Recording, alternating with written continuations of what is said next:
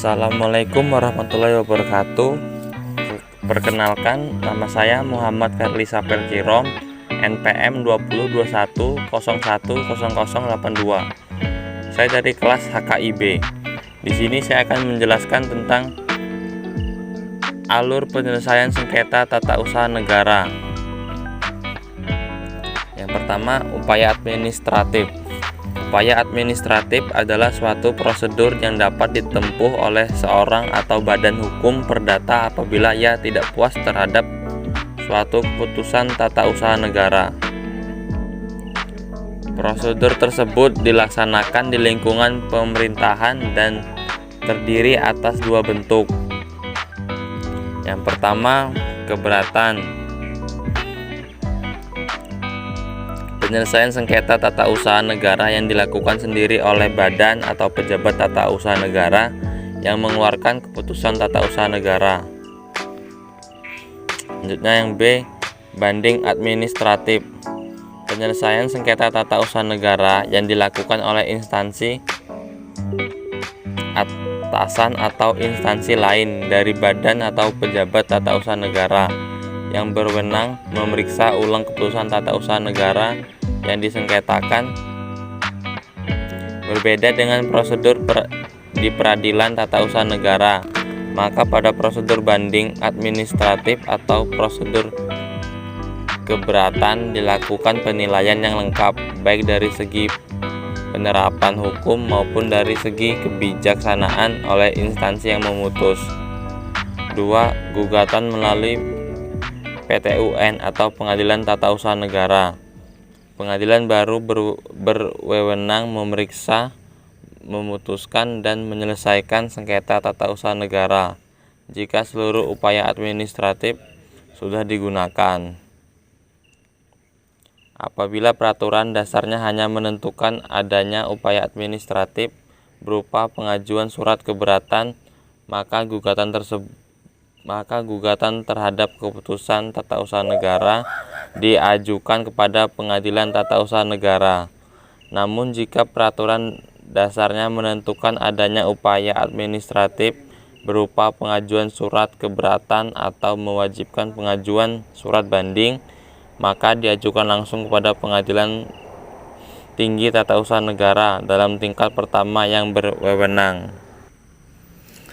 Ketentuan pengajuan gugatan pada Pengadilan Tata Usaha Negara. Yang pertama, yang gugatan. Gugatan adalah permohonan yang berisi tuntutan terhadap badan atau pejabat tata usaha negara dan diajukan ke pengadilan untuk mendapatkan keputusan, sehingga yang menjadi tergugat adalah badan atau pejabat tata usaha negara yang mengeluarkan keputusan berdasarkan wewenang yang ada padanya atau yang dilimpahkan kepadanya yang digugat oleh orang atau badan hukum perdata. Sedangkan keputusan tata usaha negara adalah suatu penetapan tertulis yang dikeluarkan oleh badan atau pejabat tata usaha negara yang berisi tindakan hukum tata usaha negara yang tidak termasuk ke dalam kategori keputusan tata usaha negara dalam Undang-Undang Nomor 5 Tahun 1986 beserta perubahannya adalah yang pertama, yang A, keputusan tata usaha negara yang merupakan perbuatan hukum perdata. Selanjutnya yang B, keputusan tata usaha negara yang merupakan pengaturan yang bersifat umum. Yang selanjutnya yang C, keputusan tata usaha negara yang masih memerlukan persetujuan. Selanjutnya yang D, keputusan tata usaha negara yang dikeluarkan berdasarkan Kitab Undang-Undang Hukum Pidana dan Kitab Undang-Undang Hukum Acara Pidana. Selanjutnya yang E, keputusan tata usaha negara yang dikeluarkan atas dasar hasil pemeriksaan badan peradilan berdasarkan ketentuan peraturan perundang-undangan yang berlaku. Selanjutnya yang F, keputusan tata usaha negara mengenai tata usaha Tentara Nasional Indonesia. Selanjutnya yang G, keputusan Komisi Pemilihan Umum baik di pusat maupun di daerah mengenai hasil pemilu. Selanjutnya prosedur dismisal. Setelah diajukan gugatan, maka akan dilakukan pemeriksaan dismisal atau rapat permusyawaratan. Dalam rapat permusyawaratan ini, ketua pengadilan berwenang memutuskan dengan suatu penetapan yang dilengkapi dengan pertimbangan-pertimbangan bahwa gugatan yang diajukan itu dinyatakan tidak diterima atau tidak berdasar. Dalam hal ini, yang pertama yang A, pokok gugatan tersebut nyata-nyata tidak termasuk dalam wewenang pengadilan. Selanjutnya yang B, syarat-syarat gugatan tidak terpenuhi oleh penggugat sekalipun ia telah diberi tahu dan diperingatkan. Yang C selanjutnya, gugatan tersebut tidak didasarkan pada alasan-alasan yang layak. Yang D, apa yang dituntut dalam gugatan sebenarnya sudah terpenuhi oleh keputusan tata usaha negara yang digugat. Selanjutnya yang E, gugatan diajukan sebelum waktunya.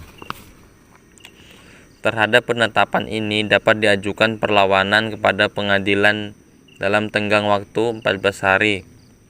Setelah diucapkan dalam hal ini perlawanan tersebut dibenarkan oleh pengadilan, maka penetapan gugatan demi hukum dan pokok gugatan akan diperiksa, diputus dan diselesaikan menurut acara biasa. Terhadap putusan mengenai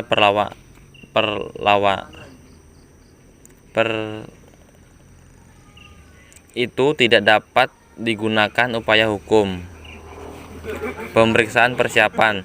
Sebelum pemeriksaan pokok sengketa dimulai, hakim wajib mengadakan pemeriksaan persiapan untuk melengkapi gugatan yang kurang jelas. Selanjutnya, dalam pemeriksaan persiapan, hakim